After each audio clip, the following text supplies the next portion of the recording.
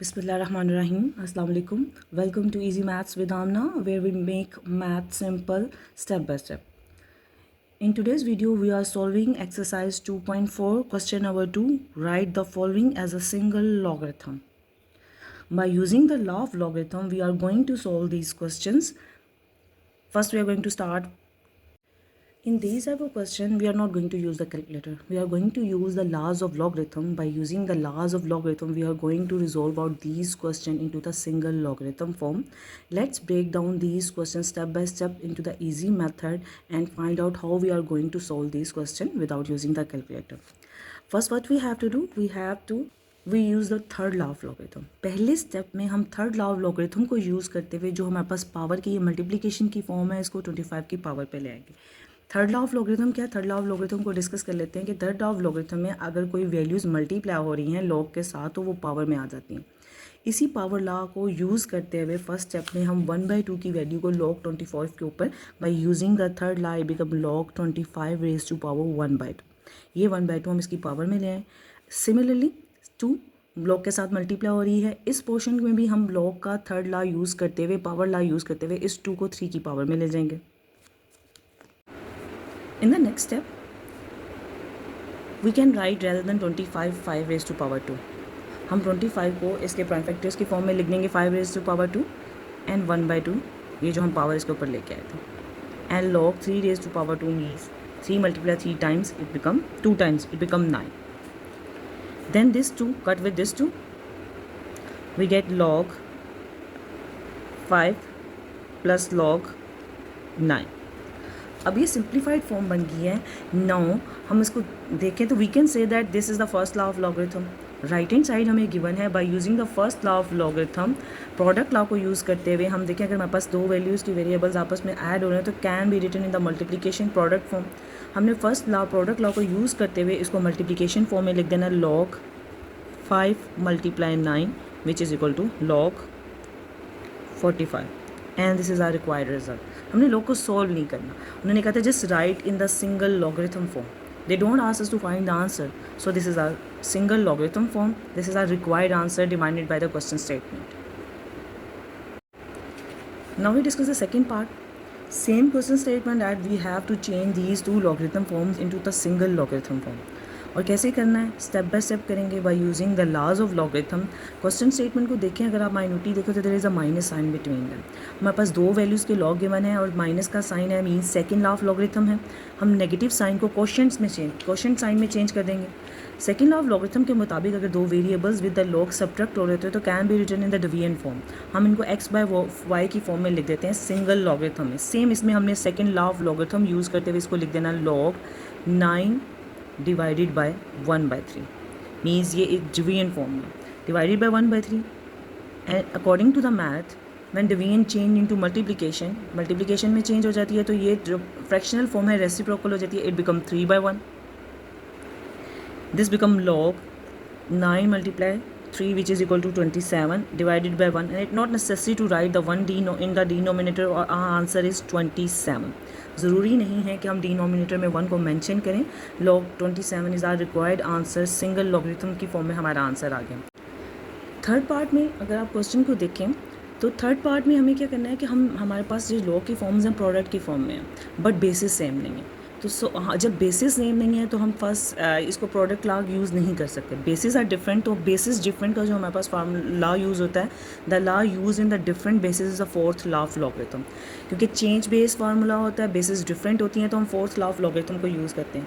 अगर fourth law of logarithm को minutely देखें तो log with base b x can be written बराबर होती है log with base a x and log with base a b. Means इसको split करके log x divided by log b में change किया जाता है. तो हम इसी तरह इस स्टेप को यूज़ करते हुए फर्स्ट स्टेप को ओपन कर लेंगे. हमारे पास क्या हो जाएगा इसको हम लिख सकते हैं log b² divided by log 5. Dot का मतलब है मल्टीप्लिकेशन.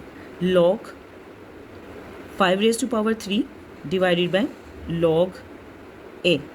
हमने इसको fourth law of logarithm change base law का यूज़ करते हुए स्प्लिट कर दिया.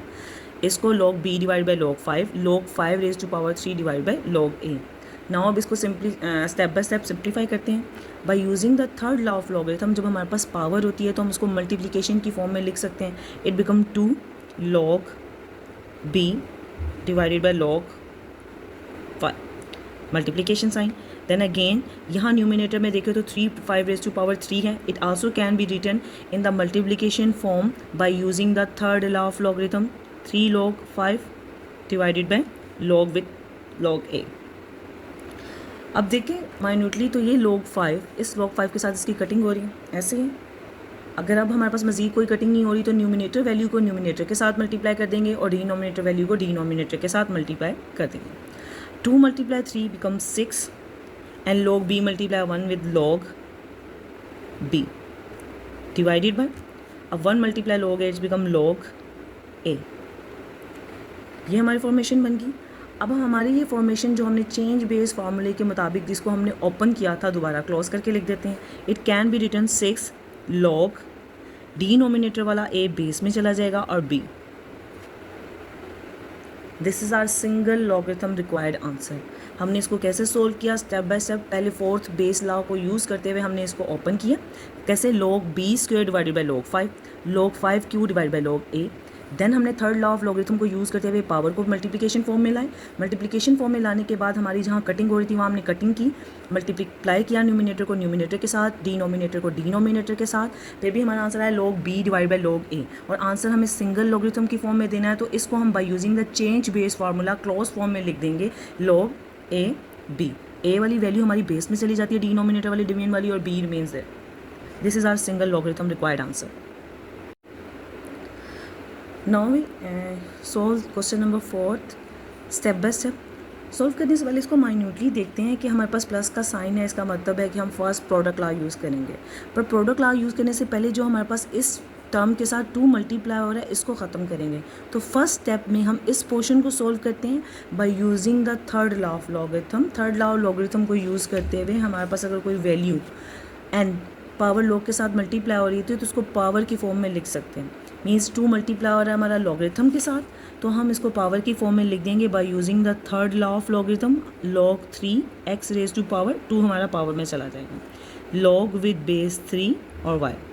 अभी हमारी प्रोडक्ट की फॉर्म बन गई है। अब इस सम की फॉर्म बन गई है, इसको हम यूज़ करते हुए हम फर्स्ट लॉ ऑफ लॉगरिथम को यूज़ करेंगे। फर्स्ट लॉ ऑफ लॉगरिथम को यूज़ करते हुए हम इसको प्रोडक्ट की फॉर्म में लिख देंगे। Now by using the first law of logarithm product law हमारे पास ये दोनों लॉग ऐड हो रहे हैं, can be written in the multiplication form. तो हम इसको मल्टीप्लिकेशन की फॉर्म में लिख देंगे log with base 3 x square multiply y। ये दोनों टर्म्स मल्टीप्लाई हो जाएंगे। Our required result single logarithm की फॉर्म में आएगा log with base 3 x square y। और हमने इस डबल लॉगरिथम फॉर्म को जो आपस में ऐड हो रही हैं सिंगल लॉगरिथम फॉर्म में चेंज कर दिया जो हमारी क्वेश्चन की रिक्वायरमेंट थी। फिफ्थ पार्ट में अगर क्वेश्चन को देखा जाए तो हमारे तीनों लोग की बेसिस सेम है 5 माइनस और प्लस का साइन। मीन्स इसमें फर्स्ट क्वेश्चन लॉ भी यूज़ होगा और प्लस साइन में हमारे पास प्रोडक्ट लॉ भी यूज़ होगा। इन लॉज को यूज़ करने से पहले अगर हम इस फॉर्म को देखें तो इस फॉर्म में हमारे पास 4 जो है मल्टीप्लिकेशन की फॉर्म में है। हम पहले इसको पावर की फॉर्म में लाएंगे by using the third law of logarithm. Multiplication वाली वैल्यू को we can written in the power form log base 5 x raise to power 4 minus बाकी हमारी टर्म्स वैसे ही रहेंगी log with base 5y log with base 5z। अब हमने इनको फर्स्ट और सेकंड लॉ को यूज़ करते हुए कंबाइंड सिंगल लॉगरिथम की फॉर्म में लिखना है। पहले क्या करेंगे, कुछ स्टूडेंट गलती करते हैं, always go for the addition. दोनों टर्म्स सब्ट्रैक्ट हो रही हैं, पहले by using the second law of logarithm इन दोनों को कंबाइन कर लेते हैं।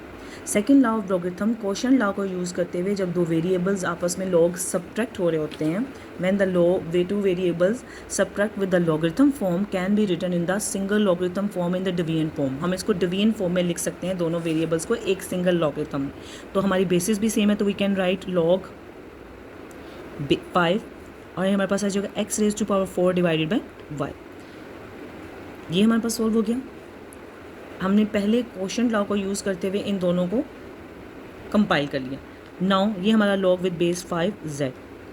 अभी भी सिंगल लॉगरिथम फॉर्म में नहीं है। अब जब दो लॉगरिथम्स हमारे ऐड हो रहे होते हैं, means that we can write them into the multiplication form, product law के मुताबिक फर्स्ट लॉ ऑफ लॉगरिथम को यूज़ करते हुए हम इन दोनों वेरिएबल्स को जो ऐड हो रहे हैं मल्टीप्लाई कर देंगे x raise to power 4 y multiply z, और सिंगल लॉगरिथम फॉर्म में हमारा रिक्वायर्ड आंसर हो जाएगा 5 log with base 5 x raise to power 4 z divided by y।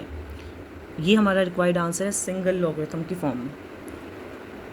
It is very easy to solve these kind of question if you follow the laws of logarithm and break it down by step. Now we are going to discuss the sixth part. 2 ln a plus 3 ln b minus 4 ln c. ln means the natural logarithm. Base E natural logarithm के साथ होती हैं। अब इसको solve कैसे करेंगे? अगर आप प्लस और माइनस के साइन देखें तो सिंपल हमारे पास लॉ की बेसिस सेम है, तो हम इनको कंबाइन करके bye using the first product law and bye using the quotient law second law को यूज़ करते हुए कंबाइंड फॉर्म में लिख सकते हैं। बट अगर इस क्वेश्चन को देखें तो ये क्वेश्चन की ऐसी टाइप है जिसमें तीनों लॉगरिथम के लॉज यूज़ हो रहे हैं। पहले तीनों वो कैसे? पावर लॉ को यूज़ करते हुए हमारे पास ये जो वैल्यूज़ हैं इनको हम पहले पावर्स की फॉर्म में लिख देंगे। थर्ड लॉ लॉगरिथम यूज़ करते हैं। थर्ड लॉ लॉगरिथम को यूज़ करते हुए हमारे पास जो प्रोडक्ट की वैल्यूज़ हैं can be written in the power form, तो it become ln a raise to power 2 ln b raise to power 3 and c raise to power 4। ये सब पावर्स में चलेंगी by using the third law of logarithm. Now अब हम मेरों के दरमियान नेगेटिव साइन है, डिफरेंस का साइन है, it means that quotient law को यूज़ करते हुए दोनों वेरिएबल्स हमारे डिवीजन फॉर्म में आ जाएंगे। सेकंड लॉ ऑफ लॉगरिथम को यूज़ करते हुए हम इसको कंबाइन कर लेते हैं, b raise to power 3 divided by c raise to power 4। ये हमने क्वोशिएंट लॉ को यूज़ करते हुए इसको सिंप्लीफाइड कर लिया। अब हमारे पास प्लस का साइन है, मीन्स हम फर्स्ट लॉ ऑफ लॉगरिथम को यूज़ करते हुए दोनों को कंबाइन कर लेंगे, प्रोडक्ट की फॉर्म में लिख देंगे a square multiply b 3 raise to power 3 divided by c raise to power 4, और मल्टीप्लिकेशन के बाद हमारा रिक्वायर्ड रिजल्ट होगा a raise to power 2 b raise to power 3 divided by c raise to power 4, और ये हमारा सिंप्लीफाइड आंसर है। If you found this video helpful, don't forget to like, share and subscribe to the channel Easy Maths with Amna and hit the bell icon so you don't miss the next lesson. Allah Hafiz.